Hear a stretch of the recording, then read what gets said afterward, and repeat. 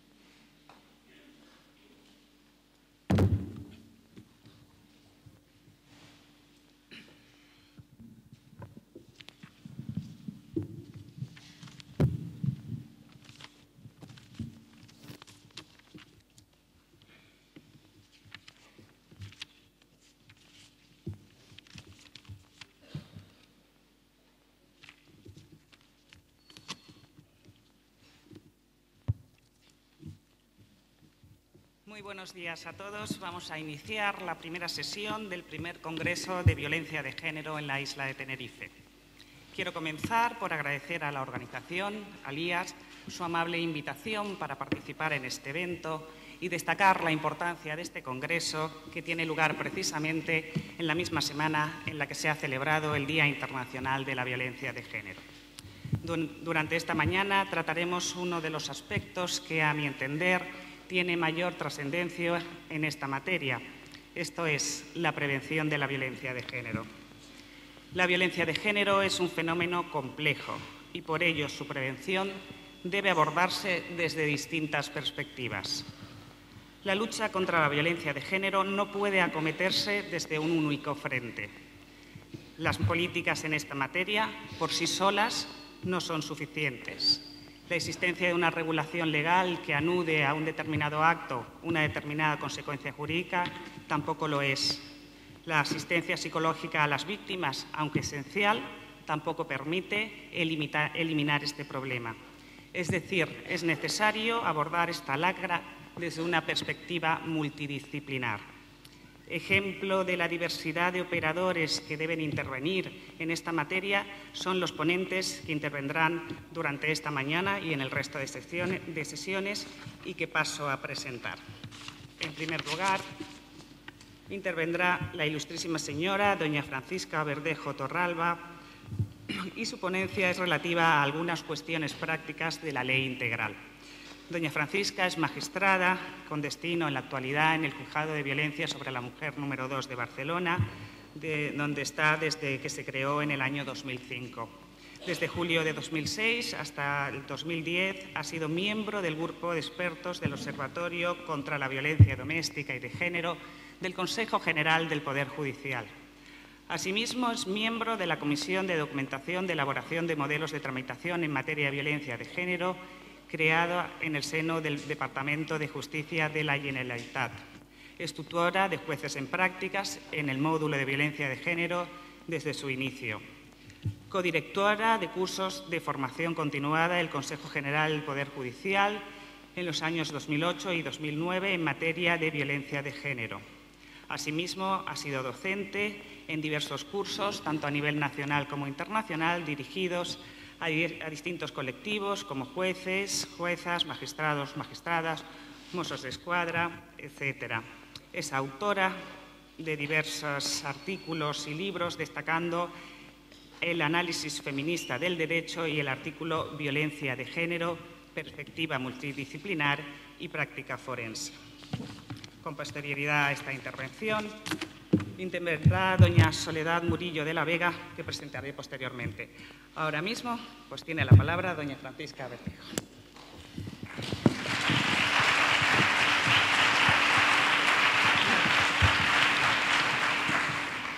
Bueno, lo primero que toca es dar las gracias a la organización del Congreso y hacer una mención a Montserrat Comas, que debiera de estar aquí y hubiera sido mucho mejor para ustedes que esté yo. Ella me introdujo en esta materia y gracias a ella y por ella en muchas ocasiones he seguido en esta materia también. Agradecer a María José, que es compañera, que me haya presentado, y para mí esto me ruboriza un poco las presentaciones, porque cuando me piden que colabore en un acto de violencia, siempre digo que me gusta que me presenten simplemente como magistrada, que es lo que soy. Lo demás es un añadido que vamos haciendo. Me imagino que María José, desde su actividad, en una actividad fuera del juzgado, también lo hará, y esto no tiene ningún mérito, es simplemente una cuestión de coherencia con lo que uno piensa, con lo que cree que debe de hacer y nada más. Y dicho esto, no me cansaré de dar los agradecimientos a la isla y a las personas que han organizado el Congreso. Dicho esto, voy a empezar haciendo una referencia a la Ley Integral y concretamente les voy a ubicar a ustedes, o les voy a tratar de ubicar en el año 2006, en diciembre del 2006, cuando fui invitada en una de las primeras ocasiones a un congreso, al primer congreso de un ayuntamiento muy importante de Barcelona, es una de las ciudades más grandes de España, Hospitalet de Llobregat, a ustedes les sonará, en el que tuve el honor, casi como hoy, igual que hoy, de hablar de la Ley Integral. Fíjense, la Ley Integral, que el resultado de la Ley Orgánica de Medidas de Protección Integral, el resultado de la promesa del Partido Socialista de que fuera la primera ley orgánica que se aprobará en la primera legislatura de José Luis Rodríguez Zapatero.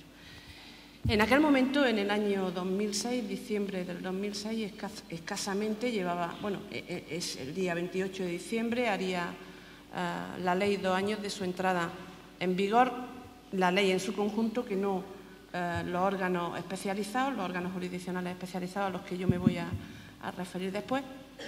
Y creo que es una función de todos los jueces, de todos los operadores jurídicos, tener una actitud crítica no ante la Ley Integral, sino ante todas las normas. Y esa actitud crítica que ustedes verán, que yo intentaré poner de manifiesto a lo largo de mi exposición, debemos de tenerla, pero con una finalidad, para mejorarla. Si no somos críticos, no podremos mejorar ni la Ley Integral, ni su aplicación, ni nada absolutamente. Pero quiero que no se me confunda, y si se me confunde, después ustedes me preguntan y yo lo aclaro. El que sea crítica con determinados aspectos de la Ley Integral, más por omisión del desarrollo de la Ley Integral que por otras cosas, no quiere decir ni mucho menos que no sea, pienso yo, y eso lo tendrán que decir otros y otras, una defensora a ultranza de la Ley Integral. Porque creo que fue un hito legislativo en el año 2004, fuimos innovadores, fuimos un referente a nivel internacional, porque empezábamos a dar un tratamiento transversal, y no es que fuéramos los más maltratadores ni las más maltratadoras. Fuimos los primeros en dar un tratamiento integral, dotando o introduciendo en el ordenamiento jurídico una norma que iba a abarcar aspectos esenciales. Yo he oído aquí esta mañana prevenir, educar, etcétera, y a eso nos vamos a referir después. Bien, en aquel momento, en diciembre del año 2006, yo fui crítica y sigo siendo crítica actualmente, ustedes lo van a ver, y se me reprochó, como posiblemente alguno o alguna de ustedes me pueda hacer hoy, que no estaba a favor de la ley integral. Creo que lo he dejado claro y lo voy a dejar claro a lo largo de toda mi intervención, y si no son capaces de captarlo es que no me habré expresado yo bien. Desde el auditorio tuve una intervención en el que se me reprochó, se nos reprocharon, antes comentaba con Soledad y con Lucía y con algunas personas más, que parece que los jueces somos los enemigos, que estamos frente a todos los demás operadores. Se me reprochó a mí como representante en aquel momento de todos los jueces y juezas que lo que intentábamos era que la ley fracasara. Pero fíjense, no voy a utilizar un proverbio sin ninguna mala intención: la venganza es el árbol con las raíces más dulces o más amargas, depende cómo ustedes lo quieran. Bien, inmediatamente después, en una mesa redonda, esta periodista muy famosa, de la que hoy soy bastante amiga, hizo un comentario en esa mesa en el que dijo: tengo que oír diariamente cómo mis compañeros de deportes, que están separados de mí por un biombo, hacen comentarios machistas, cómo se dan las noticias.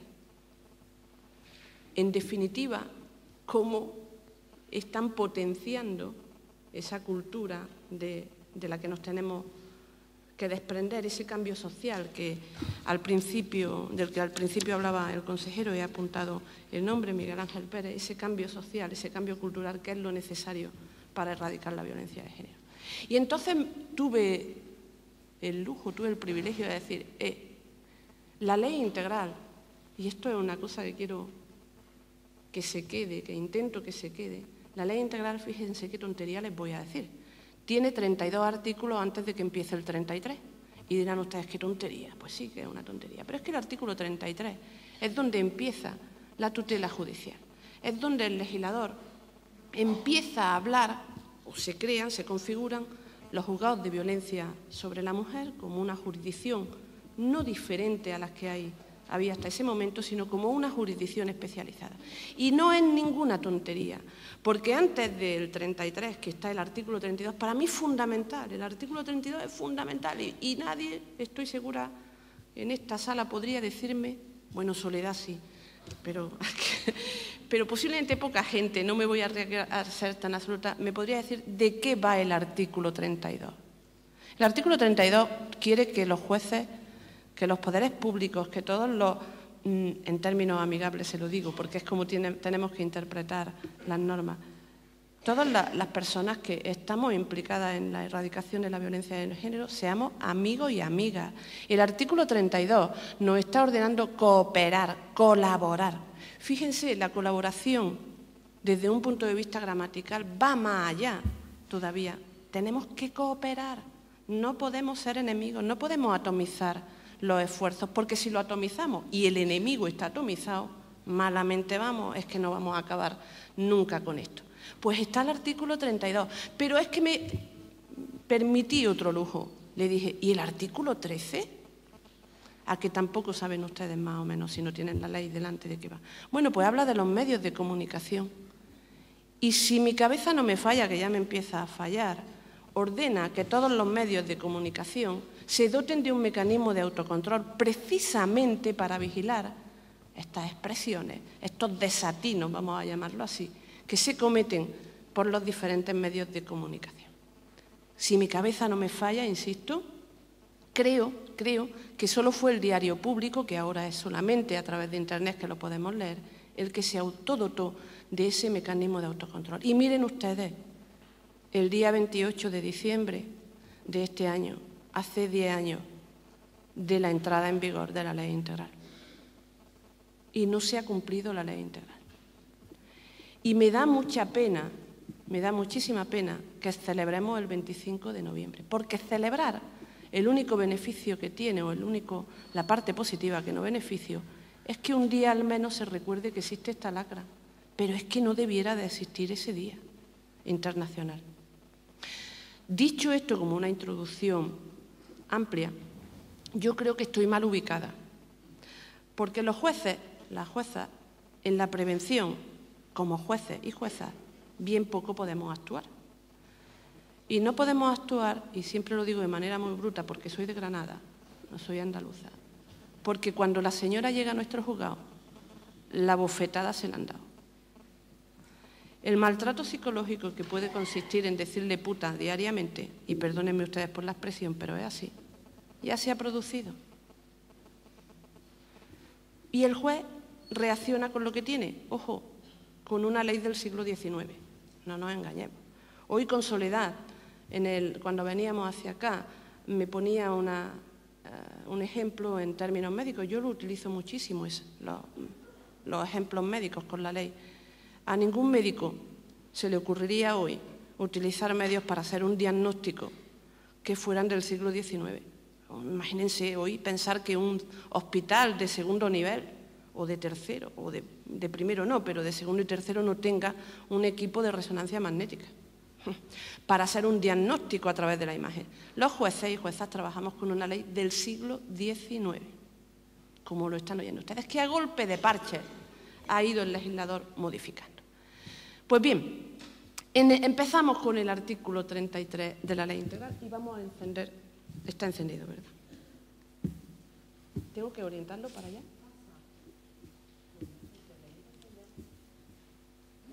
No pasa. Es que como además no lo veo.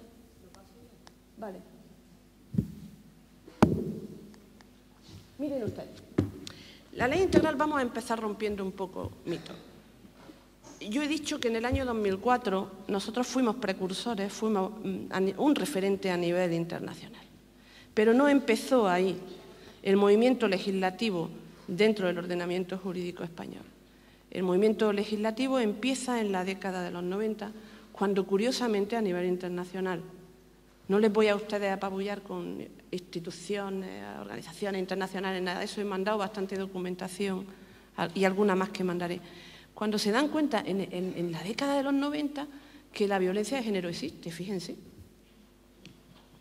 en la década de los 90. Entonces empieza un movimiento legislativo a nivel internacional, en el seno de Naciones Unidas, en el que se reconoce que la violencia sobre las mujeres y sobre los menores de edad es un ataque contra la dignidad humana.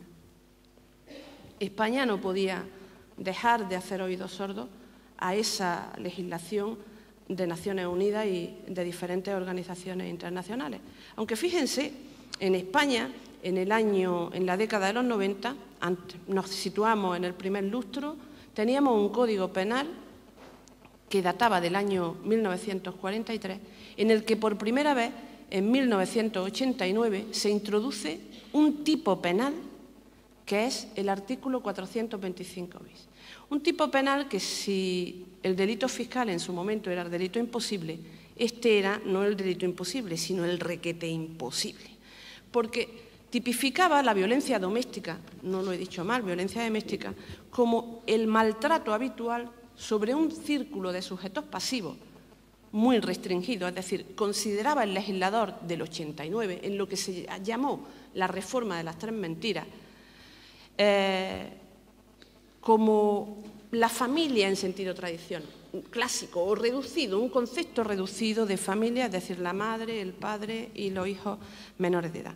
Jamás, no, salvo que sean ustedes historiadores del derecho y tengan ese interés, jamás se aplicó el artículo 400 bis del Código Penal, porque no se sabía bien, y el Código Penal, los criterios interpretativos son restrictivos, no se sabía bien qué debía entenderse por habitualidad. Pero una vez que los jueces, en aquel momento yo terminé la carrera, estaba a punto de terminar la carrera, que los jueces ya supimos a base de la aplicación de las normas y porque a veces con esos criterios interpretativos hemos de suplir las carencias del legislador, sabíamos lo que era habitualmente, no podíamos condenar. ¿Por qué? Porque en el año 89 el empujón, el decirte puta cada día, el escupirte, el vejarte, eran faltas. Y al ser faltas, no existía un registro donde existiera constancia de esas faltas que se hubieran cometido, por las que se hubieran condenado, y por tanto era el delito imposible. No existe ni una sentencia del Tribunal Supremo en el que se aplicara el artículo 400 bis del antiguo Código Penal. Y llegamos al año 95, donde se modifica el Código Penal, un Código Penal nuevo, debido al proyecto que presentó el entonces ministro Belloc.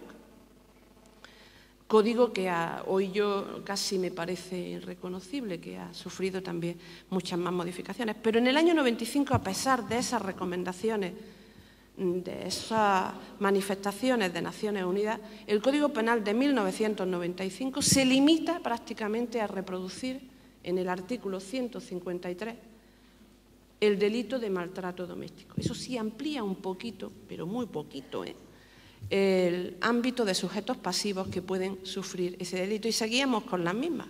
La falta, el maltrato diario seguía siendo falta, no existía un registro para la falta y, por tanto, pues casi que era imposible condenar por el delito de maltrato. Pero nos detenemos ahí en el Código Penal para decirles que no solamente ocurrió eso en la década de los 90, sino que ya a partir de esas recomendaciones, de esos tratados de los organismos internacionales, se empezaron a aprobar en España diferentes planes de actuación, planes nacionales que trataban de erradicar o de actuar, mejor dicho, contra la violencia de género. A modo de ejemplo he puesto algunos, ahí el de 30 de abril de 1999, 11 de mayo y el plan de medidas urgentes de 7 de mayo para la prevención de la violencia de género.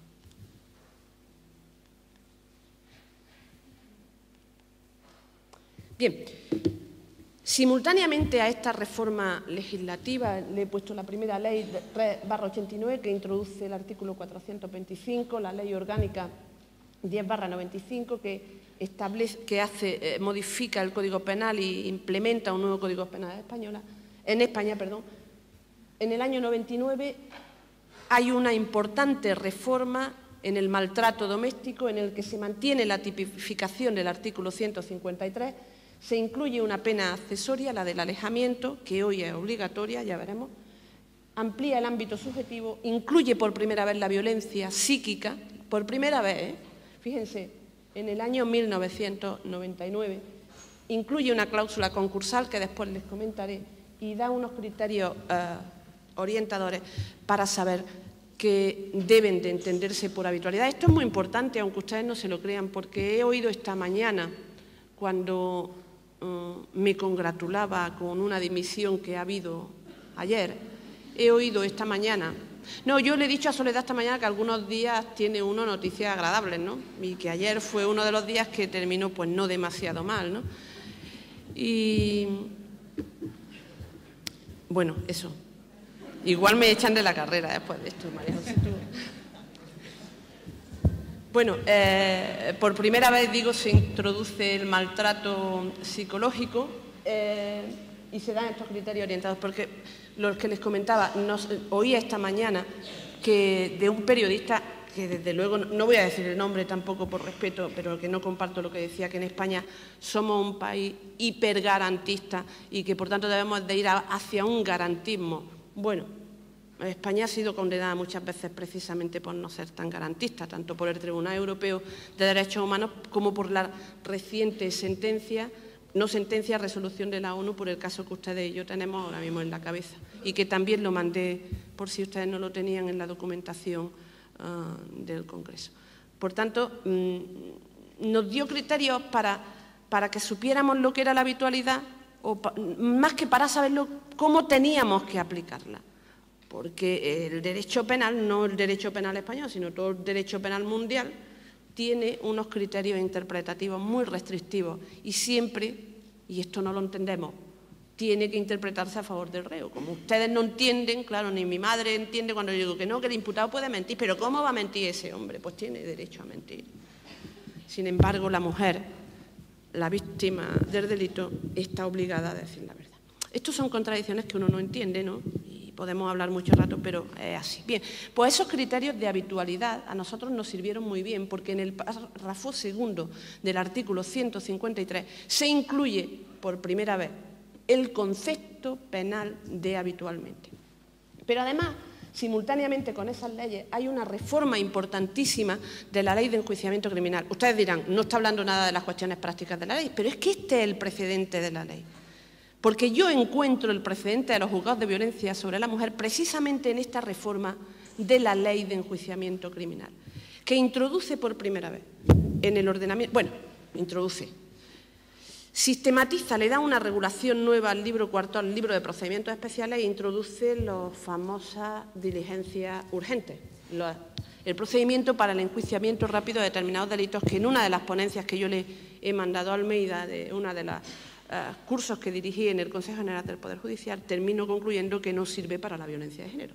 Sin embargo, si ustedes ven las estadísticas del Consejo General del Poder Judicial, la mayoría de los procedimientos que se siguen por los juzgados de violencia sobre la mujer son a través precisamente del enjuiciamiento rápido para determinados delitos, lo que supone casi, por razón de carga del trabajo que tenemos, la renuncia, no intencionada, pero sí la renuncia, y esto es una crítica que tenemos que hacer, a la investigación del maltrato habitual. El gran no investigado dentro de España por los tribunales españoles. Pero, insisto, no es imputable simplemente no es que no es imputable al sistema. Antes decía también la directora general, lo he apuntado, que si se decide denunciar, que hay que dotar de medios a los jueces, a los operadores jurídicos para poder aplicar la ley en su integridad. Y que si se decide denunciar, se haga con las mayores garantías. De esto hablaremos, porque esto tiene miga, ¿eh? No es que se decida denunciar, es que si hablamos de ley integral es un delito público y, por tanto, hay que denunciar, ¿eh? Bien, por tanto, en esta ley se diseña el procedimiento para el enjuiciamiento rápido de determinados delitos, entre los que se incluyen los de violencia doméstica, pero, ojito, hasta el año 2002 seguimos hablando de violencia doméstica. No hay ningún tipo penal en esas reformas del Código que yo le he dicho, ni por supuesto en la reforma de la Ley de Enjuiciamiento Criminal, que no hable de violencia de género. Todo hasta el año 2003, con las reformas debidas a Aznar, hasta el año 2003, fueron modificaciones que afectaban al tipo penal de la violencia doméstica. Bien, se diseña esto, pero ¿qué hace la Ley 38/2002? En sus disposiciones finales hace una delegación al Consejo General del Poder Judicial para que en el ámbito de su potestad reglamentaria dictara los reglamentos dirigidos a las juntas de jueces, para que las juntas de jueces adaptáramos nuestras normas de reparto precisamente para los casos de violencia doméstica. Y nos decía entonces la Instrucción 3/2003 del Consejo General del Poder Judicial: preferentemente utilicen ese procedimiento, y si no se puede, mándenlo, adapten las normas de reparto para que sea solamente un juzgado dentro de ese partido judicial el que conozca de toda la conflictividad. Y este es el origen, para mí, histórico, entre comillas, tan reciente de los juzgados de violencia sobre la mujer. Porque el legislador, o más que el legislador, el Consejo General del Poder Judicial, en el ámbito de su potestad reglamentaria, ahora tan mermada, dijo que se creara un juzgado que fuera el referente para cada una de las familias dentro del partido judicial correspondiente. Esto, en definitiva, es lo que quiso, uno de los objetivos de la ley integral. Pero seguíamos hablando de violencia doméstica, seguíamos sin tener un registro donde anotar las posibles condenas por falta, y seguíamos estando en el año 2002 con que la bofetada, el empujón y el decir puta cada día seguía siendo falta. Y en ese estado de cosas, a pesar de que fueron en la década de los 90 cuando se hicieron las primeras estadísticas judiciales que pusieron el vello de punta al ver las mujeres muertas a manos de sus parejas y exparejas, pues en ese estado de cosas se hacen modificaciones del Código Penal en el año 2003 y en el año 2004, donde se eleva ya sí a la categoría de delito el maltrato puntual. El empujón, la bofetada y el maltrato psicológico, por primera vez. Y por primera vez empezamos ya a diferenciar nítidamente un tipo penal de violencia de género. En el año 2003, siglo ya XXI, si no me equivoco.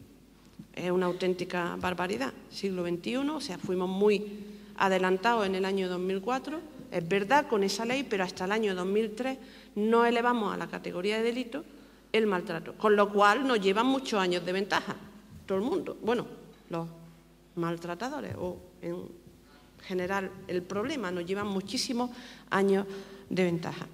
En ese estado de cosas llegamos a la ley integral. Cumple José Luis Rodríguez Zapatero con la promesa electoral de que la primera ley orgánica fuera una ley para erradicar, para intentar erradicar la violencia de género. Ley orgánica 1, por eso es la 1/2004 de 28 de diciembre. La ley integral crea los juzgados de violencia sobre la mujer. Y fíjense lo que dice la exposición de motivos. Siguiendo la tradición jurídica española, se ha optado por una fórmula de especialización dentro del orden penal de los jueces de instrucción, creando los juzgados de violencia sobre la mujer y excluyendo la posibilidad de una jurisdicción especializada nueva o la asunción de competencias penales por parte de los jueces civiles. Lo dice esto el legislador porque en el primer proyecto, en uno de los anteproyectos, no se tomen lo del primero porque me equivocaría, en uno de los anteproyectos que se presentó, la idea era que el juez civil, el juez de familia, tuviera competencias penales en materia de violencia de género, es decir, conociera las infracciones penales leves. Esto se descartó, y se descartó, creo yo, acertadamente, porque después de la ley del 2003 y de la ley orgánica 1/2004, de la ley integral me van a permitir ustedes que ya me refiera a ella como ley integral. La verdad es que la mayoría de las conductas que pueden cometer las parejas o exparejas son delictivos y, por tanto, no tenía ningún sentido que fueran los jueces de familia los que conocieran esto. No obstante, he de decir que antes de la ley integral había protocolos que los jueces y juezas cumplíamos, antes de la ley integral, de coordinación entre el orden jurisdiccional penal, los jueces de instrucción, y el orden jurisdiccional civil, precisamente para cuando se diera una orden de protección de la que hablaremos también, aunque soy muy peligrosa si me lío a hablar y no sé si tendremos tiempo de que ustedes me hagan una pregunta, María José ya me parará. Pero en aquel momento ese protocolo de coordinación entre las dos jurisdicciones permitía que las resoluciones civiles dictadas en procedimientos de familia se adecuaran a una resolución judicial dada por el juez de instrucción en el que se establecía una orden de protección. Bien, por tanto se descartó, yo creo, adecuadamente, se creó, que era lo que se está demandando desde siempre, la especialización de los órganos jurisdiccionales, los juzgados de violencia sobre la mujer, especialización, ojo, que hasta la reforma de la ley orgánica del Poder Judicial, si no me equivoco, en el año 2010 no se ha creado un curso de especialización para los magistrados que acceden o jueces y juezas o magistradas que acceden por primera vez a un destino de un juzgado de violencia, con competencias de violencia sobre la mujer. Se ha creado un curso de un mes, me parece que es de un mes, yo que no lo he hecho. Entonces, yo no soy especialista porque no he hecho ese curso, yo estoy desde el año 2005, pero no he hecho ese curso, por tanto la especialidad me viene dada por el Espíritu Santo posiblemente, o por el hecho de que llevo ya casi 10 años en los juzgados de violencia sobre la mujer. Pero hasta el año 2010 el Consejo no promovió esa especialización de los jueces, juezas, en definitiva de los miembros del Poder Judicial, no diré miembros, como dijo la ministra, pero de los miembros del Poder Judicial que iban a ocupar por primera vez los cargos en esta nueva, en este nuevo tipo de órganos jurisdiccionales. Pues esa especialización, fíjense si tardó 6 años, desde la entrada en vigor de la ley integral. Bueno, tampoco es tanto si pensamos que los 32 primeros artículos de la ley no se han desarrollado, no la mayoría, pero bueno, 6 años. Lo peor, y fíjense, y esto también es una crítica a la situación actual, es que no hay motivación, no hay ninguna motivación por parte de los miembros de la carrera judicial para estar en esos juzgados. Y yo creo que todo el mundo tiene que ir a trabajar motivado. Se tiene que modificar, yo creo que uno de los fundamental para que los compañeros y compañeras se motivaran es que hubieran determinadas reformas legales, como por ejemplo el artículo 416 de la Ley de Enjuiciamiento Criminal, del que después hablaremos. Bien, pues se crean esos órganos jurisdiccionales y dice el legislador, conforme a la tradición jurídica española. La única tradición jurídica española es la que yo le acabo de decir de la ley del año 2002, Porque si pensamos en los juzgados mixtos, pues vale. Pero si no, es que no hay ningún órgano jurisdiccional en la tradición jurídica española que se asemeje a las competencias de los juzgados de violencia sobre la mujer. Y conocerán de determinados casos penales y también de los civiles relacionados con los penales. Y esto sí que fue un absoluto desatino. Y ahora verán ustedes por qué fue un absoluto desatino desde mi punto de vista. Yo creo que si se lo proponen no se redacta tan mal el artículo 44 de la Ley Integral. Nadie lo entendía en aquel momento. Era muy fácil si los juristas, si ustedes, algunos de ustedes, me imagino que sí, son licenciados en Derecho, pues lo lee uno y dice, bueno, está bien, pero no está tan bien, está fatal. Está tan mal que durante los primeros años de aplicación de la Ley Integral, la parte penal, hablo ahora, durante la primera etapa, yo diría, y todavía sigue, pero con bastante menos virulencia, los jueces, los compañeros, compañeras, prácticamente dedicábamos, pues no voy a decir la mitad de nuestro tiempo, pero sí gran parte de nuestro tiempo, en promover cuestiones de competencia negativa. ¿Por qué? Porque el legislador, a la hora de atribuir las competencias,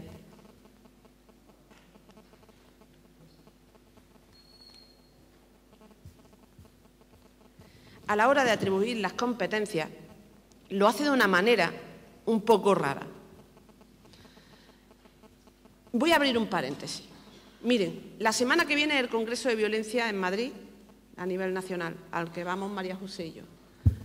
No hay ni un juez en la mesa, en las diferentes ponencias. Y yo estoy indignada y voy a ir, entre otras cosas, porque he ido a todos, no me lo voy a perder, pero para protestar porque no estamos los jueces en esas mesas. Los jueces tenemos que estar en esas mesas porque vemos las deficiencias de la ley. Y es un congreso, desde mi punto de vista, el más político que se ha organizado hasta ahora. Debemos de estar en esa mesa y decir en qué falla la aplicación de la Ley Integral en los juzgados. Pues no estamos en esas mesas. ¿Qué pasó? Yo creo que hubo pocos jueces, en aquel momento especialistas en la jurisdicción penal, en la redacción de esa ley. De manera que se utiliza una técnica legislativa, y no digo que se hiciera con mala intención, digo que no se dejaron asesorar suficientemente. ¿Qué pasó? Que el artículo 44 de la Ley Integral se redactó diciendo los juzgados de violencia sobre la mujer van a conocer en el orden penal, siguiendo el procedimiento de la Ley de Enjuiciamiento Criminal, siglo XIX, de los delitos contra la vida, contra la integridad, etcétera, etcétera, etcétera. Léanselo. ¿Qué hace el legislador? El legislador está enumerando en el artículo 44 de la Ley Integral las rúbricas de los títulos del libro segundo del Código Penal. Esto ya lo había hecho muchas veces el legislador, lo había hecho a la hora, también debido a Belloc, en la ley del jurado, pero definiendo después cada tipo penal concreto que el jurado iba a conocer. Por ejemplo, el Tribunal del Jurado va a conocer del homicidio consumado, pero no va a conocer del homicidio en grado de tentativa. Aquí no lo hizo. Pero claro, además de no hacerlo, teníamos que combinar que además del elemento objetivo del tipo penal concreto del que juzgado íbamos a conocer, el sujeto que iba a cometer el delito, presunto responsable, era un hombre que tenía que estar ligado por una relación de matrimonio o análoga a la del matrimonio con una mujer sujeto pasivo del delito. O sea, fíjense los problemas que tuvimos ya los jueces a la hora de delimitar el primer criterio de competencia objetiva, porque los jueces no trabajamos por los asuntos que a nosotros nos gustan, sino combinando esos criterios que yo le he puesto detrás, el criterio de competencia objetiva, el criterio de competencia territorial, el funcional y el criterio de competencia por conexidad. Pues en ese criterio de competencia objetiva debíamos de combinar tanto el tipo penal como la relación subjetiva que se daba entre los dos sujetos del delito, el que lo sufría y el que lo hacía sufrir al otro. Dentro de esa enumeración de las rúbricas del libro segundo del Código Penal había determinados tipos penales que por propia definición, aunque estaban enunciados en el plano teórico, no podían ser competencia de los juzgados de violencia sobre la mujer. Les voy a poner un ejemplo que creo que voy a patentar. Miren, el legislador con buen criterio en el año 2004, bueno, esto fue en el año 2003, pero en el año 2004 con la ley integral lo mantuvo, consideró que el maltrato habitual debía de sacarlo del título de las lesiones. Porque para los que sepan derecho me voy a permitir una licencia y si no lo entienden yo se lo explico. El Código Penal lo que hace es proteger bienes jurídicos. Si se están protegiendo bienes jurídicos en un maltrato, en el empujón, se está protegiendo la integridad de la persona. Pero en un maltrato habitual, ese bien jurídico trasciende del maltrato y el legislador ya consideró con muy buen criterio en el año 2003 que eso era un atentado contra la integridad moral. Y llevó el maltrato habitual, que lo mantuvo después la ley integral, al título correspondiente al delito de tortura y contra la integridad moral. Bien, por tanto, tenemos el delito de maltrato puntual dentro del ámbito de las lesiones. Pero fíjense, en ese mismo título hay un delito que es el 154, riña tumultuaria. La riña tumultuaria es el delito en el que dos bandos perfectamente diferenciados, en el que en cada bando debe de haber al menos 2 personas, se acometen recíprocamente con armas o instrumentos peligrosos. Yo siempre digo que como no sean 2 bandos de matrimonio, en un lado los hombres y en otro las mujeres, difícilmente el delito de riña tumultuaria va a entrar dentro de la competencia de los juzgados de violencia sobre la mujer. Este es un ejemplo, lo tengo en el montaje aquí, que le iré pasando. No es viable que ese delito... Con esto les quiero decir que tuvimos que ir haciendo una labor interpretativa que además las audiencias provinciales a través de la resolución de las cuestiones de competencia negativa, nos ayudaron a determinarla, a fijar definitivamente la competencia, lo que no quiere decir que 10 años después, bueno, 9 años y medio después, 10 años hará el año que viene para los juzgados, se haya aclarado del todo la cosa. Pero yo creo, no sé cómo está por aquí, por Tenerife, pero la verdad es que creo que ya hay bastante entendimiento en general en todo el territorio español acerca de cuáles son las competencias en el ámbito penal de los juzgados de violencia sobre la mujer. Y seguimos con otro problema. Dentro de ese ámbito competencial, desde el segundo 1, los jueces, los miembros del Poder Judicial, hemos reivindicado que debiera de estar incluido el quebrantamiento de condena o medida cautelar. Pues no. Eso no es competencia de los juzgados de violencia sobre la mujer, salvo que vaya acompañado de un acto de violencia de género. Un compañero mío al que quiero muchísimo, Pepe, de Valencia 1, del juzgado de violencia 1, siempre pone un ejemplo que yo hago mío, pero lo cito a él porque es el autor. Es que el hecho de que una persona sepa que le afecta una medida cautelar de prohibición de acercamiento, que se limite simplemente a ponerse a 20 metros de la casa de la mujer o del trabajo y decirle aquí estoy yo y como no me va a pasar nada, pues aquí me quedo. Eso trasciende de la desobediencia a la orden judicial y provoca y va minando a la mujer.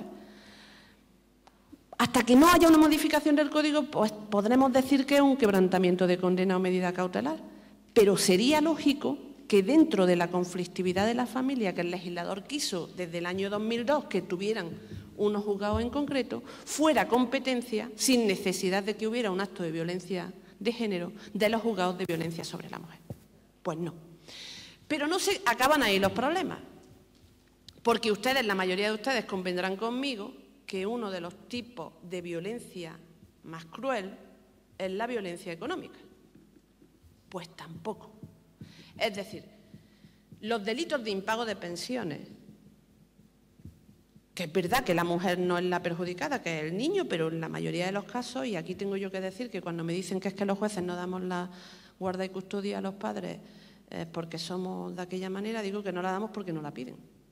Porque yo estando en mi juzgado de pueblo, cuando me la pedían y había que darla, pues la he dado. Pero la mayoría de los hombres no la piden, que la empiecen a pedir, y los jueces de familia, cuando no haya violencia, pues se lo plantearán si se dan las circunstancias, lo mismo que la guarda y custodia compartida. Pues la violencia económica expresamente está excluida del ámbito objetivo de los juzgados de violencia sobre la mujer. No me dirán ustedes a mí si no es otro error. Bien, podríamos seguir aquí hablando, empezando por el artículo 138, que es el delito de homicidio, que de ese no hay duda ninguna, hasta el, no me acuerdo, hasta el, creo, 615, que es el último tipo penal, 616. El último tipo penal, es que me acuerdo del primero de la falta y por eso podríamos estar hablando, ir viendo uno por uno qué preceptos, qué artículos son competencia de los juzgados de violencia sobre la mujer y cuál no. Pero eso no es competencia de los jueces. Eso habría sido competencia del legislador. Y voy a hacer copia ahora también de otras palabras de Ramón Valcárcel, un compañero de la Audiencia Nacional, que el otro día en un congreso de nuestra Comisión Penal decía: el ciudadano lo que oye es que los jueces siempre dicen es culpa de la ley, y el legislador dice es culpa de los jueces, y unos nos echamos la pelota a los otros. Pero les puedo garantizar que en la aplicación de las normas los jueces hacemos a veces unas interpretaciones discutibles para intentar suplir esas lagunas legislativas que se han dado. Bueno, pero no se acaban aquí los problemas con la competencia objetiva. Porque ustedes y yo tenemos claro, creo, cuando el hombre está casado con la mujer con el hombre y en matrimonio, es decir, hay unos efectos civiles, no solamente cuando se casan en el juzgado, en el ayuntamiento o en la iglesia o con cualquier rito de cualquier otra confesión religiosa que tenga efectos civiles dentro del ordenamiento jurídico español. Bueno, parece estar claro, ¿no? Yo no lo veo tan claro, nunca lo he visto tan claro. Porque pensemos en los matrimonios de conveniencia, en los que se pacta a cambio de algo ese matrimonio, que es otro delito. Vamos. Bien, y seguimos con más problemas, que es la relación estable, que es la relación análoga a la del matrimonio. Ha sido gracias a la jurisprudencia del Tribunal Supremo, ha sido gracias a la labor interpretativa de los jueces que más o menos hemos llegado a unos elementos comunes en cuando hemos de considerar que existe una relación estable de pareja. Pero fíjense, todo esto no nos lo plantearía, yo no me lo plantearía a mí misma, ni se lo plantearía a ustedes ahora, si la ley estuviera dictada de otra manera. Si el concepto de violencia de género del artículo 1 no fuera tan restringido como es. Porque el artículo 1 de la ley integral trata de explicar la violencia de género como consecuencia de la desigualdad histórica, que es verdad, pero es que hay más cosas para explicar la violencia de género. Y reduce además los objetivos de la ley. Es decir, la ley desde el artículo 1 se está autolimitando. Y esa autolimitación la lleva después a la tipificación de los artículos de la competencia objetiva de los juzgados de violencia sobre la mujer. Lo que yo digo, ¿qué diría? Pues un concepto más amplio de violencia de género en el artículo 1 y, por tanto, también un concepto más amplio en el artículo 153 y más claro, tanto de los tipos penales como de la relación que se tiene que dar. Antes también se ha dicho aquí en la mesa que las leyes autonómicas de tratamiento estaban dando una protección, se estaban evaluando, muy bien. A mí todo eso me parece muy bien. La ley catalana también es bastante buena. A mí me encanta la ley catalana, no es porque esté allí, pero me encanta, porque acoge dentro de su articulado la violencia de género como un concepto mucho más amplio, incluyendo también a las prostitutas, que también son sujetos o son mujeres que sufren la violencia de género. Es decir, trasciende del ámbito familiar. El concepto de la legislación española es muy restringido y nos podrá gustar o no, pero yo creo que es muy mejorable tanto a nivel objetivo como a nivel subjetivo. Esa es la competencia objetiva, que más o menos se la he explicado y que con más o menos acierto también se lo pasé a Almeida en la ponencia. Pero no solamente está la competencia objetiva para delimitar qué juzgado de violencia sobre la mujer va a conocer de un hecho delictivo. Ahora voy a decir una cosa que queda muy bien, porque a mí me dijo mi profesor de Filosofía del Derecho que me aprendiera un par de expresiones en latín, que eso queda perfectamente cuando hablaba en público. Entonces yo me aprendí esta que no se me ha olvidado. Miren, tradicionalmente en derecho español, en el derecho penal, se ha seguido como criterio de competencia territorial el forum delicti comissi. Ese es el latín, ya no digo más nada.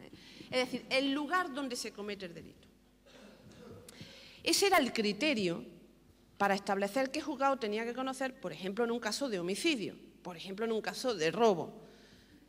La ley de enjuiciamiento criminal del siglo XIX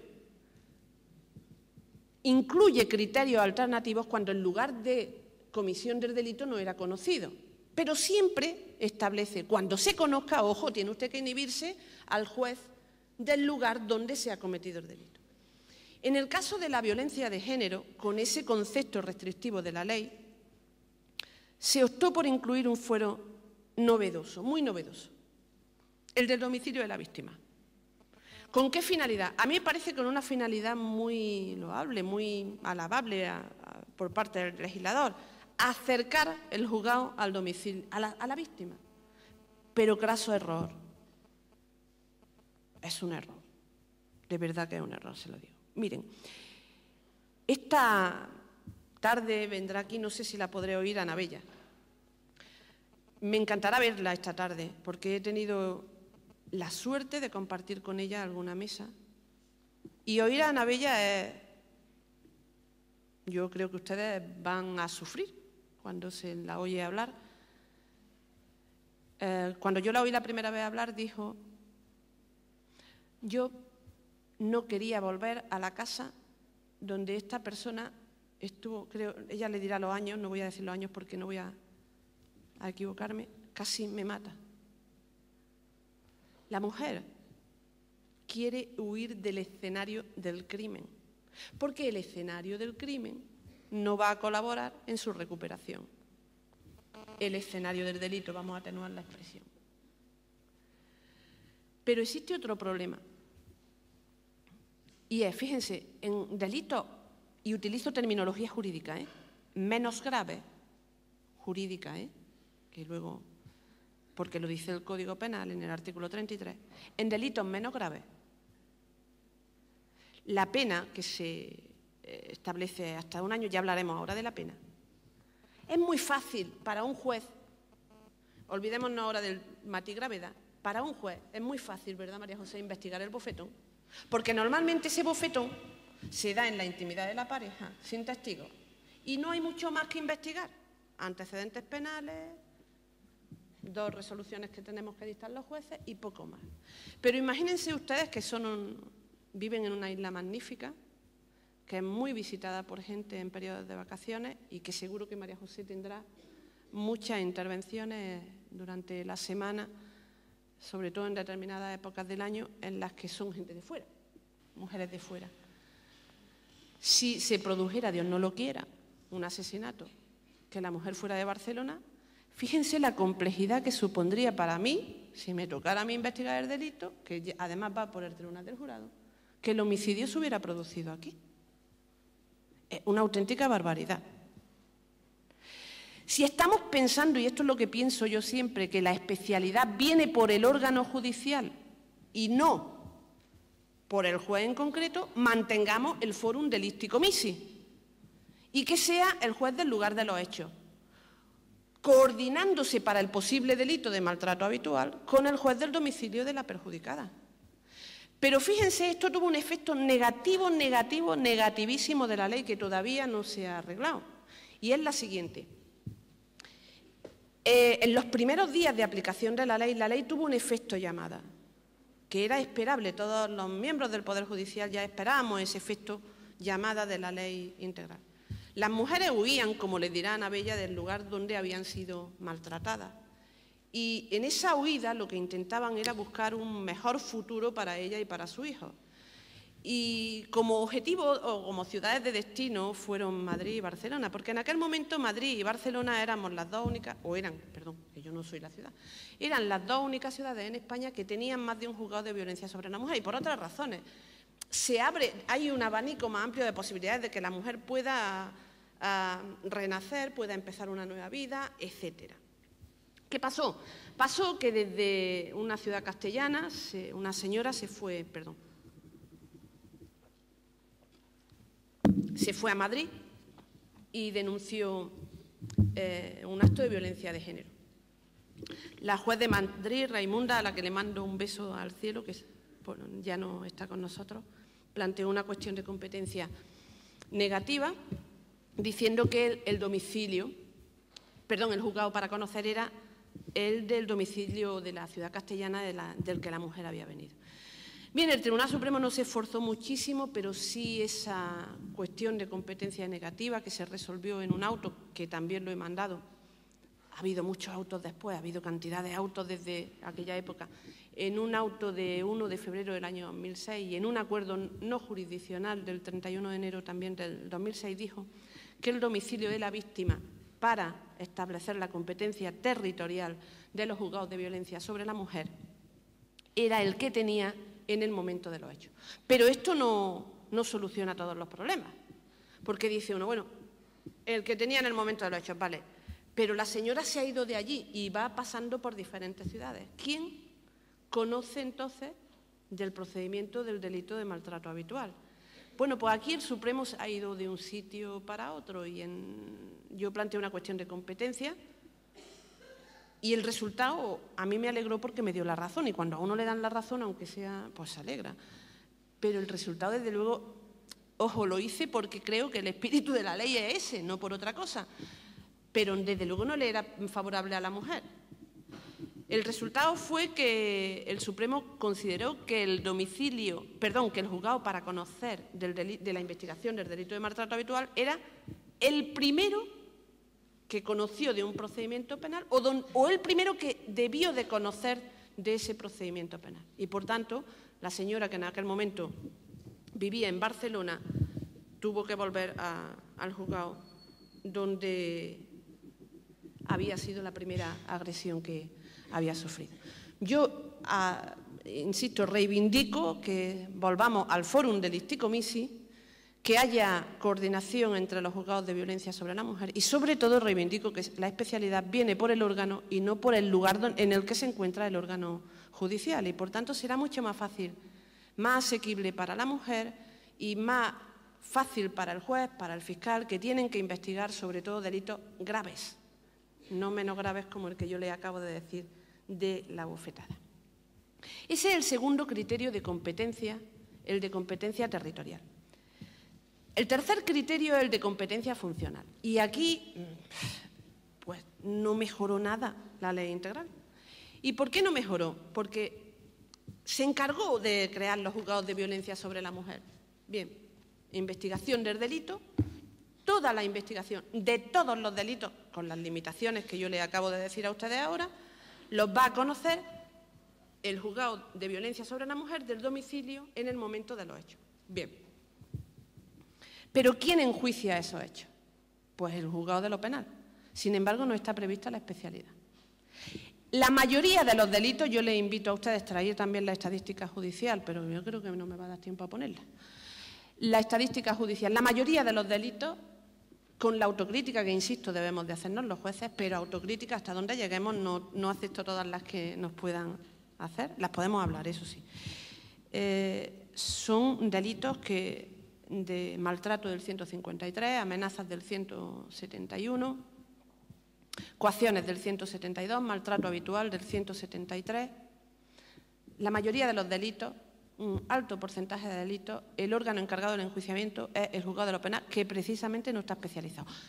Ojo, hay muchos partidos judiciales que en la última modificación de la ley de planta sí que han creado juzgados específicos con competencias exclusivas en el enjuiciamiento de hechos de violencia sobre la mujer. Pero esto fue antes de ayer y porque la ley establece la posibilidad.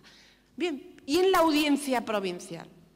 Pues en la audiencia provincial, como en el caso de Barcelona, que tenemos secciones civiles y secciones penales separadas, hay una sección civil que se encarga de resolver los recursos civiles y hay una sección penal que se encarga del enjuiciamiento de los delitos más graves y de resolver los asuntos penales. Y digo yo, que yo soy magistrada. Si yo como magistrada estoy investigando el delito, estoy haciendo sentencias de divorcio, familia y nulidades, ¿por qué no puede haber una sección mixta en la audiencia especializada? Digo yo. ¿Por qué no especializamos todo el procedimiento desde el principio hasta el final y lo especializamos a parches? Pues no sé por qué tampoco nadie. Bueno, a lo mejor el lunes se lo podemos preguntar a las diputadas que fueron de las redactoras para la ley por qué pensaron en esto, ¿no?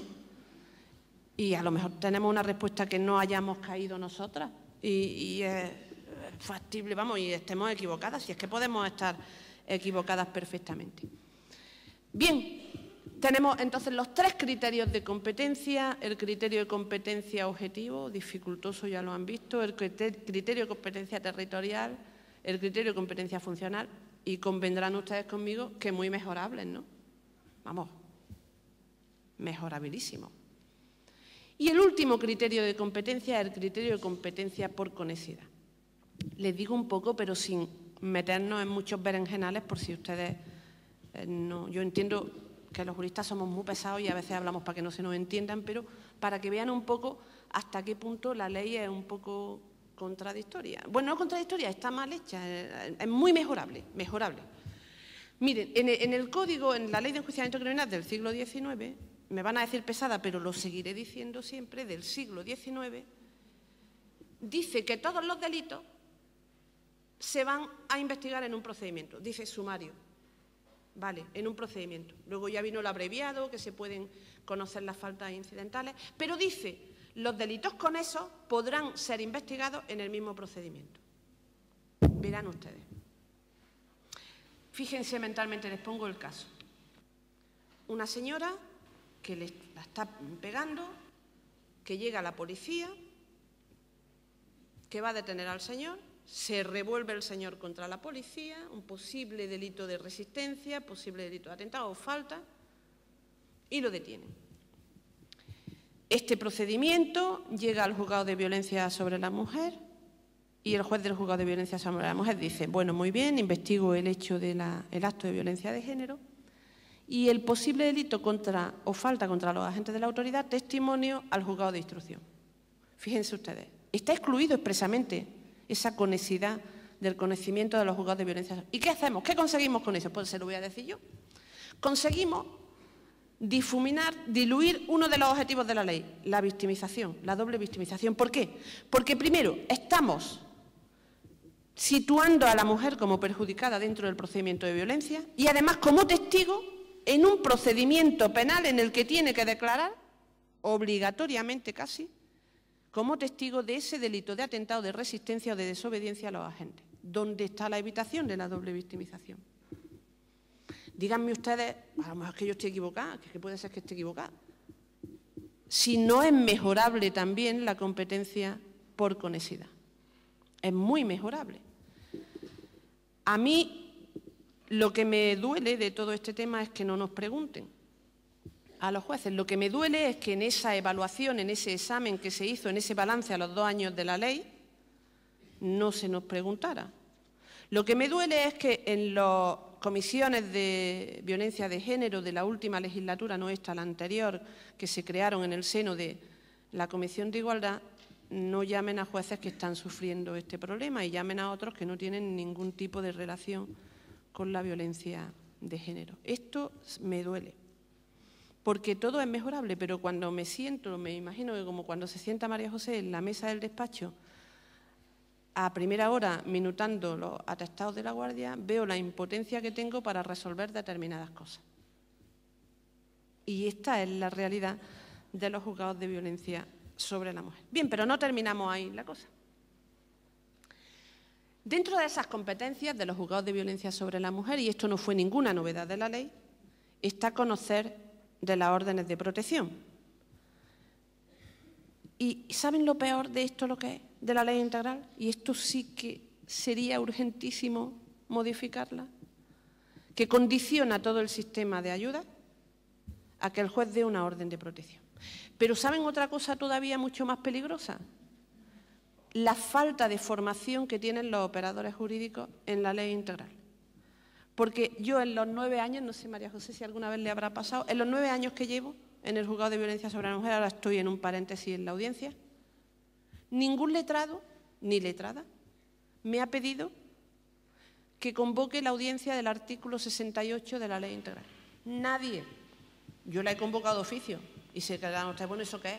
Pues miren, ese es un procedimiento que diseña la ley integral, el gran desconocido y mucho más garantista que la orden de protección. Y sin embargo, que yo he adoptado medidas y ahora les explicaré en qué medidas consisten y cómo se hace. Y sin embargo, yo doy en un auto, recojo esas medidas y ese auto no le sirve a la denunciante, a la perjudicada, para acceder al sistema de ayudas. Pero otra barbaridad más. No hay muchos casos en Barcelona de conformidad ante el juzgado de violencia sobre la mujer, porque el imputado juega con la carta de que la mujer no declare en el acto de juicio. Y, por tanto, más le vale no conformarse por consejo del abogado y esperar en Barcelona, ojo, un año, cuando la ley dice 15 días, para la celebración del juicio ante el juzgado de lo penal. Bien, pero imagínense que se conforma. Se conforma. Como la ley dice que como pena principal tenemos que acordar el alejamiento, acordamos el alejamiento. Sentencia firme, ejecutable desde ese mismo momento. No podemos adoptar medidas cautelares iguales a una orden de protección. Es inviable, porque uno de los requisitos faltaría. Dictamos una sentencia, ojo, una sentencia, no hablamos ya de presunto, hablamos de condenado. Sin embargo, una sentencia dictada de conformidad no da derecho a la víctima de violencia de género a acceder al sistema de ayuda de la ley integral. Es verdad que las legislaciones autonómicas, entre ellas la catalana, insisto, me gusta mucho la ley catalana del año 2008, han mejorado esas deficiencias de la ley integral, pero ya han tenido tiempo los legisladores en 10 años, ¿no?, para arreglar esto. Digo yo, no sé, a lo mejor ahora sí pueden estar más preocupados con el tema de la corrupción, que ya les vale, ¿no? Pero en 10 años yo creo que la Comisión de Igualdad podía haber ya... que podían haber arreglado ya esto. Pero ¿saben otra cosa que me duele más también?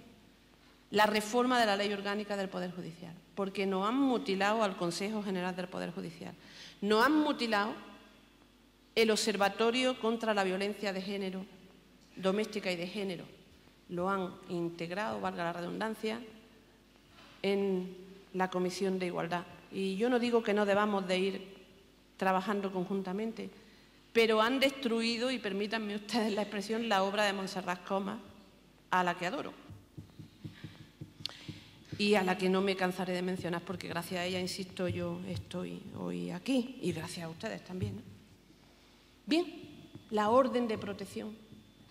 Y por eso me cabrea muchísimo, de verdad se lo digo, me cabrea muchísimo cuando insistentemente, sobre todo en esta semana, que no doy abasto, y me duele no dar abasto esta semana porque en el resto del año nadie se acuerda de mí, cuando me llaman a la radio, allá estuve en 2 entrevistas, a la tele y todo lo demás, y dicen, ¿por qué dan tan pocas órdenes de protección?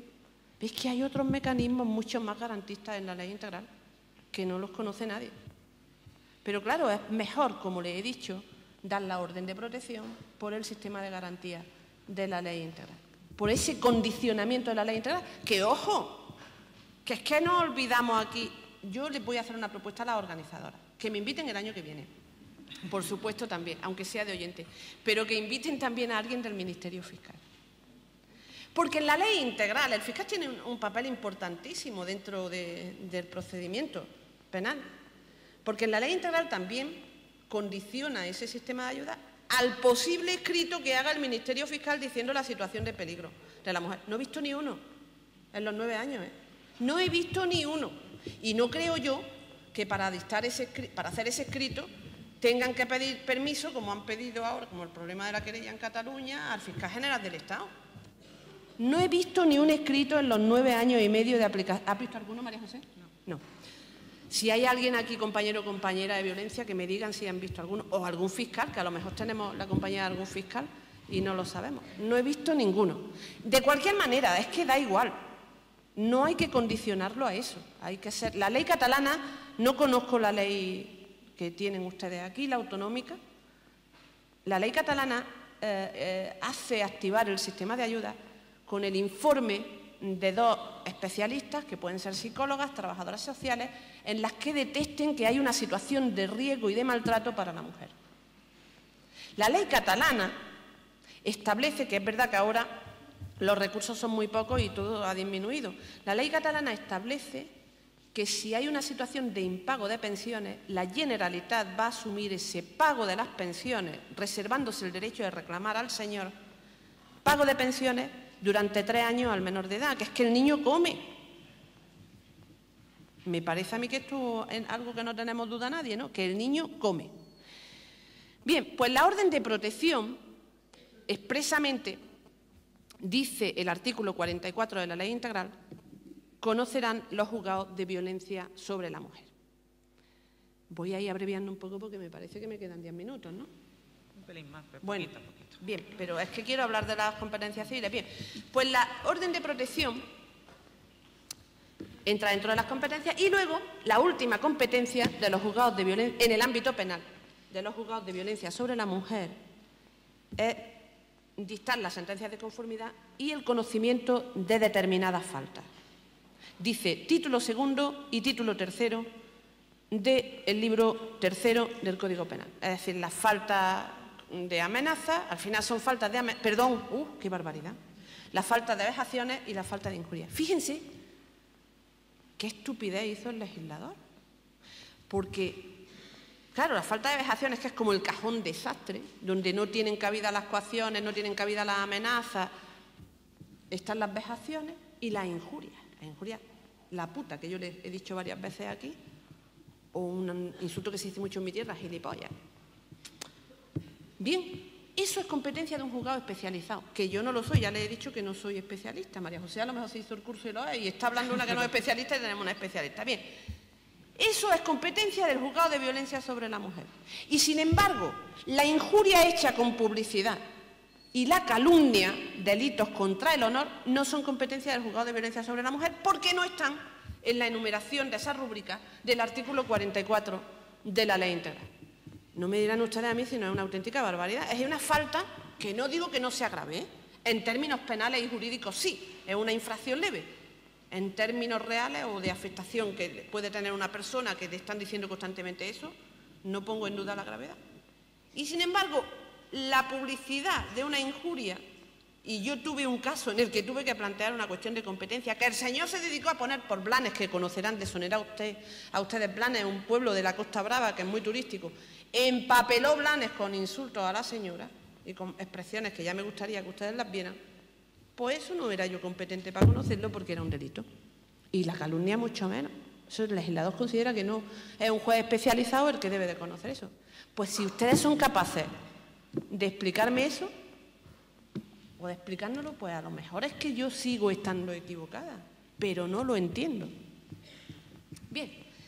Terminaríamos entonces aquí con las competencias penales, con las dificultades que ustedes han visto que tenemos los jueces de violencia sobre la mujer.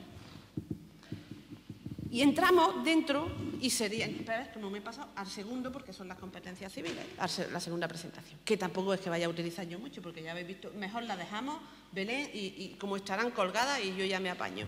No voy a pasarlas al final porque tengo que estar mirando para atrás. En fin, fíjense ustedes. El artículo 44 dice, en el apartado segundo, el criterio de competencia objetiva para los procedimientos civiles. Bueno, pues otra vez lo que hizo el legislador fue copiar, pero copió literalmente, el artículo 748 de la Ley de Enjuiciamiento Civil, que abre el libro cuarto de la Ley de Enjuiciamiento Civil, donde se regulan los procedimientos especiales. Pues dice uno, bueno, se le olvidó una cosa. Se le olvidó poner ahí el tema de la homologación de las resoluciones dictadas por los tribunales eclesiásticos. Esto se le olvidó.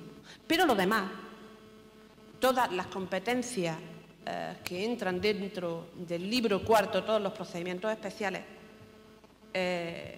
entran dentro del ámbito de la competencia de los juzgados de violencia sobre la mujer. Yo hubiera sido mucho más básica. Es que soy más básica para eso y para todo. Yo hubiera dicho simplemente que los jueces de violencia sobre la mujer iban a conocer de los procedimientos de separación, nulidad, divorcio, filiación, ni los que tuvieran trascendencia familiar. Punto. Y se ha acabado. Porque es que la exposición de motivos nos dice las que estén relacionadas con la violencia de género, con los procedimientos penales. Y por tanto serán esas las que deban de ser competencia de los juzgados de violencia sobre la mujer y no otras. No otras. Pero bueno, la cuestión es que seguimos teniéndolas. Pero lo mismo que pasaba en la competencia penal, los mismos problemas que teníamos con la competencia penal objetiva, territorial y funcional, mantenemos aquí también. Bueno, la funcional no, porque nosotros hacemos la tramitación del divorcio y dictamos sentencia y es una sección especializada de la Audiencia Provincial la que ve de los recursos de apelación. Pero todo el grueso del procedimiento, todo, lo hacemos los juzgados de violencia sobre la mujer. ¿Qué ocurre entonces aquí? Realmente, ¿qué problema hay dentro de la competencia civil? Bien, el legislador condiciona la competencia civil a la concurrencia de 4 requisitos. El primero, que sea una de las materias que dice el apartado anterior, el que es copia del artículo 748 de la Ley de Enjuiciamiento Civil. El segundo de los requisitos es que una de las partes del procedimiento civil sea víctima de alguno de los delitos del apartado 1A. Fíjense, del apartado 1A. De manera que, si hay un procedimiento en el que ha habido una condena de falta, la competencia no sería del juzgado de violencia sobre la mujer, sino que sería del juzgado de familia. Algunas audiencias provinciales, como la de Barcelona, han dicho que fue un olvido del legislador y que, aun en el caso de que sea una falta del precedente penal, la competencia para conocer del procedimiento civil es del juzgado de violencia sobre la mujer. Pero en cualquier caso, aceptemos o no esta posición de la Audiencia Provincial de Barcelona, que yo no la acepto porque tenemos que presionar con nuestras decisiones para que la ley se cambie y se mejore, que es lo que empezaba diciéndoselo al principio. En cualquier caso, debe de haber un procedimiento penal por algunos de los delitos del apartado 1. Bien. El tercer requisito es que una de las partes sea imputado como autor, utiliza terminología en el procedimiento, es decir, sea imputado. Vamos a quedarnos con el tema de imputado. Y el cuarto de los requisitos, y aquí está lo jodido, es que se haya iniciado ante un juzgado un procedimiento penal o se haya dictado una orden de protección. Cosa que yo no me explico, no sé si tú te la habrás planteado alguna vez, cómo se puede haber dictado una orden de protección sin haberse iniciado un procedimiento penal. Yo no, que me lo explique quién redactó eso, porque es que, de verdad, es que eso sí que no lo entendió en la vida. Bien, pues aquí hubo un problema. Y un problema, sobre todo, que se dio en Madrid, la capital hasta ahora de España, en el que los jueces de violencia sobre la mujer, en ese procedimiento del que he hecho referencia, que utilizamos posiblemente de manera abusiva por la falta de recursos, entendían, interpretándolo con el artículo 49 de la Ley de Enjuiciamiento Civil, que si se había dictado el auto de apertura de juicio oral, la competencia era del juez de familia y no era del juzgado de violencia sobre la mujer.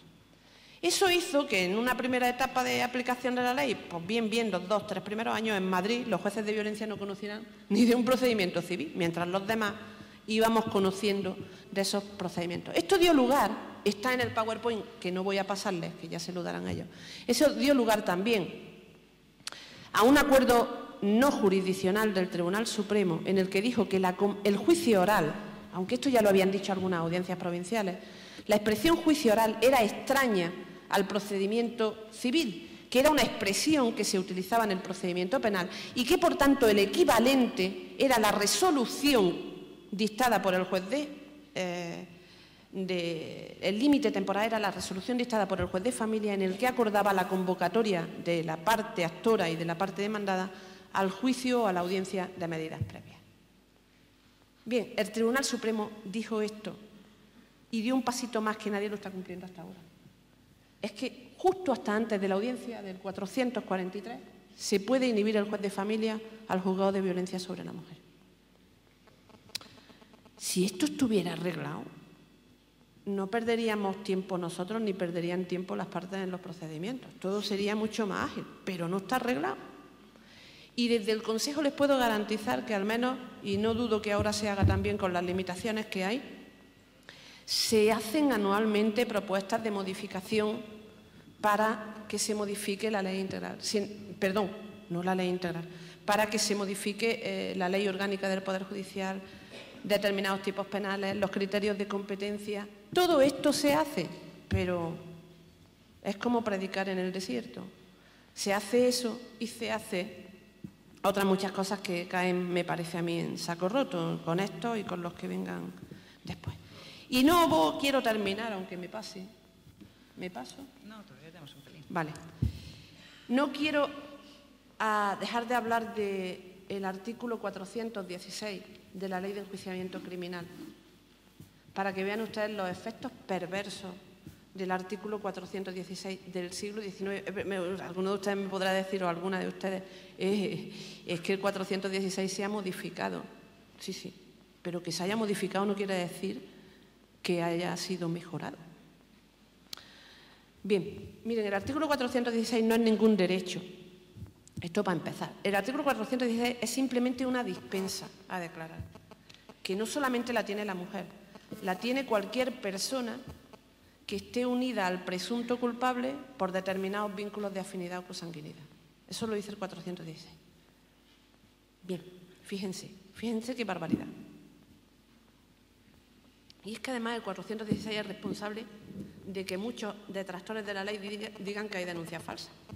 Es que el 416 tiene... Bueno, el 416 yo me he planteado hacer una tesis sobre el 416 porque hay escrito un montón de cosas. Bien, la jurisprudencia del Tribunal Supremo es tan estricta en esta materia que exige casi desde el principio, salvo que sea una denuncia espontánea en mitad de la calle, que la están matando, que denuncia, exige que desde el primer policía que le está tomando declaración a la mujer hasta el momento que llega al juzgado, en fase de instrucción, en la fase intermedia, en el enjuiciamiento y ante una muy poco probable pero hipotética segunda instancia, no hay vistas en la segunda instancia, pero vamos, imaginémonos que hay esa reforma que se puede llamar, se le informe a la señora del 416. Y si ¿esto qué implica? Esto tiene una implicación. Se deja en el peso de la presunta víctima, de la perjudicada por el acto de violencia de género, la responsabilidad, la carga de llevar el proceso. Por tanto, ¿convienen ustedes conmigo que no es un delito público? ¿Que solo es un delito público en el plano teórico? ¿Verdad que sí? Porque estás dejando en manos de una parte la responsabilidad de ese procedimiento, porque la característica fundamental, la hemos dicho ya, o la he dicho ya, es que se dan en la intimidad de la pareja. Y con una cosa mucho más grave, si me permiten ustedes la expresión, que es que mucha gente de la calle no entiende cómo son sentencias absolutorias cuando la mujer ha declarado, miren ustedes, porque los jueces de enjuiciamiento, y a mí me ha tocado estos últimos meses estar por ahí, no podemos utilizar si la mujer, y Dios quiera que no haya muerta, que esto es una, si la mujer tiene posibilidad de declarar. Es decir, si el testigo del procedimiento ha muerto, sí se puede dar lectura a la declaración de instrucción, pero si la mujer está allí, delante del juez de enjuiciamiento, ha declarado ante la policía, ha declarado en instrucción y dice no quiero declarar, no se puede dar lectura en el acto de juicio a las declaraciones de la mujer. No son válidas, no podemos condenar. Yo lo que me gustaría es que, de verdad, se fueran con la idea de que los miembros del Poder Judicial tenemos las manos atadas en muchas ocasiones ante estas situaciones que las provoca una ley del siglo XIX. Y les voy a contar una cosa, porque es siempre una especie de homenaje que le hago a Eliana. Es la primera mujer que mataron en Barcelona después de la entrada en vigor de la ley integral, cuyo caso tuve la desgracia de llevar. Y si la memoria, la cabeza me permite seguir así mientras viva, jamás creo que me olvidaré de Eliana. Ni me olvidaré de Eliana, ni me olvidaré de las fechas concretas en que Eliana vino a mi despacho, a mi guardia, a mi juzgado. Era el día 10 de noviembre del año 2010. Estaba a las 8 de la mañana en la mesa de mi despacho. Tenía sobre la mesa a personas, a 9 mujeres que habían denunciado, y entre ellas estaba Eliana.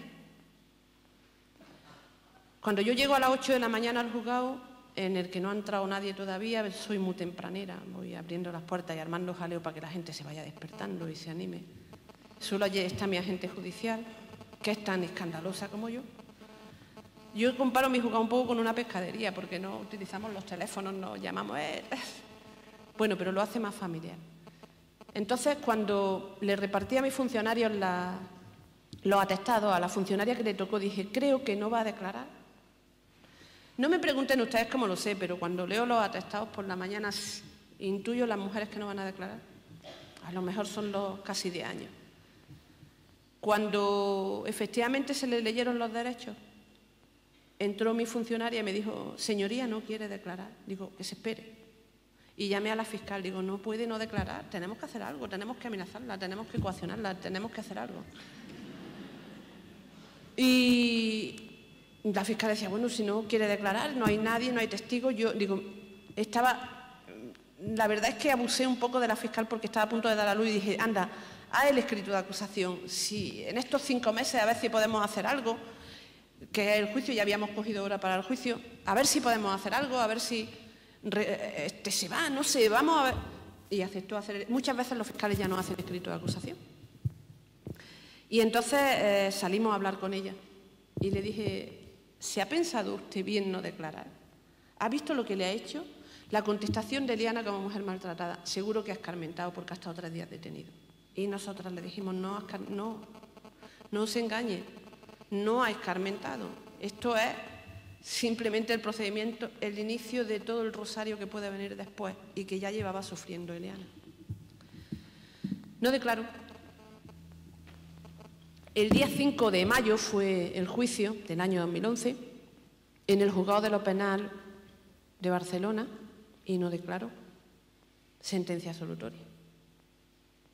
El día 4 de julio yo estaba de vacaciones y les tengo dicho a los mozos de escuadra, soy la decana de violencia, que me avisen cuando hay una mujer muerta, porque si puedo voy, pero no estaba en Barcelona. Me llamaron y me dijeron que a Eliana la habían matado.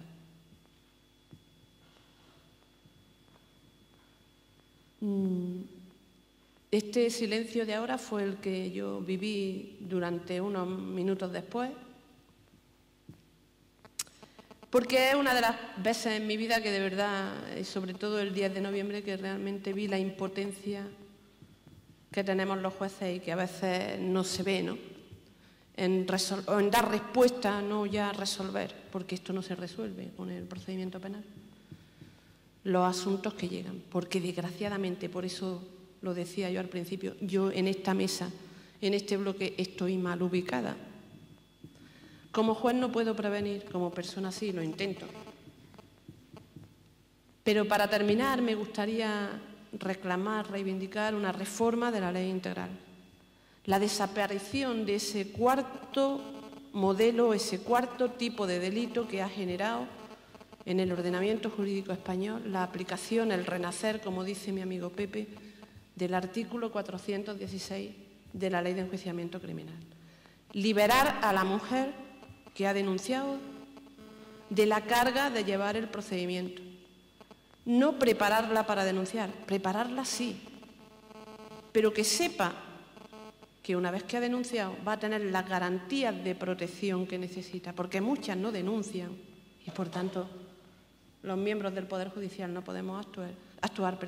No denuncian porque piensan, y es verdad, con la situación que tenemos de crisis, que no van a tener seguridad ninguna, que no se les va a dar protección, que dónde van a ir si dependen económicamente, que cómo van a dejar a su hijo y van a salir corriendo, que quién les va a ayudar, porque la gran asignatura pendiente es implicar a las familias.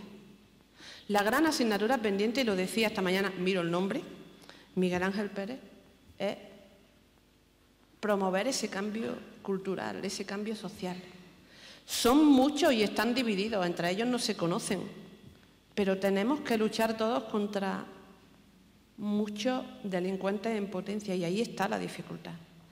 Si no mejoramos la prevención, si no mejoramos la educación, si no implicamos a las familias en la educación, porque cuando el otro día en La Ventana, en el programa de Carlos Francino, que me invitan alguna vez, lo decía, si al niño, que es una esponja, en la escuela lo estamos educando en género, lo estamos educando en igualdad, porque no se olviden que la ley de igualdad es tan importante como la ley integral o más, y después llega a la casa, ve una situación de violencia, los mensajes se neutralizan, la enseñanza no nos ha servido para nada.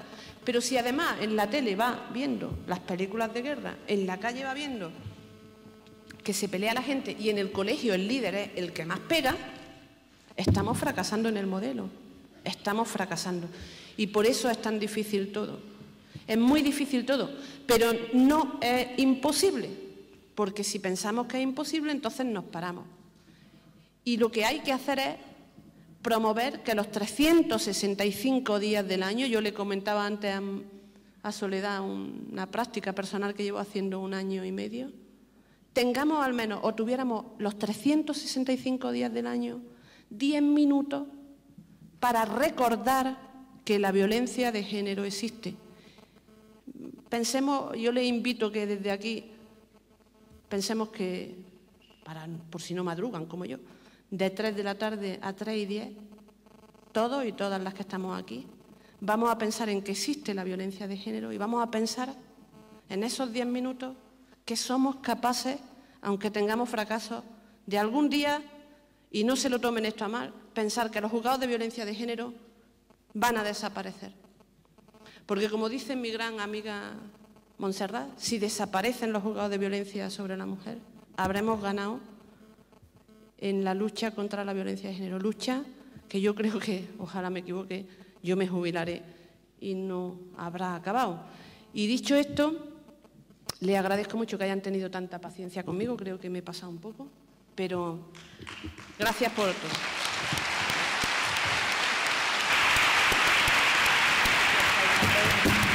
Bueno, si quieren, como me dijeron que después se había no lo sé, gracias.